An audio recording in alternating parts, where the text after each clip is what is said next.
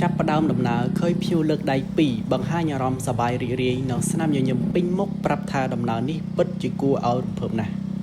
ថ្ងៃនេះខ្ញុំសូមនាំបងប្អូនមកស្គាល់បទពិសោធន៍សប្បាយៗនិងរំភើបមួយនោះគឺ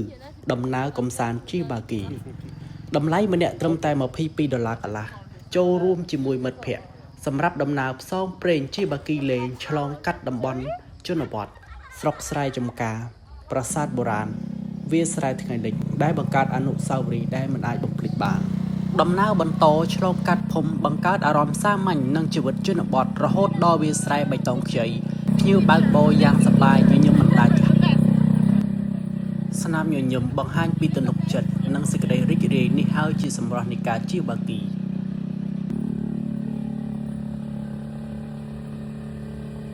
មកដល់ភ្នំក្រោមឈប់សម្រាកមើលថ្ងៃលិចដ៏ស្រស់ស្អាតមើលចំការឈប់ទេសភាពជុំវិញសម្រាកកាយសម្រាកចិត្តញ៉ាំនំសម្រន់បំពេញកម្លាំង Enjoy the snap. ដំណើរកម្សាន្តមួយដែលពោរពេញដោយស្នាមញញឹមនិងការចងចាំល្អៗនិងបទពិសោធន៍ដែលមិនអាចបំភ្លេចបាន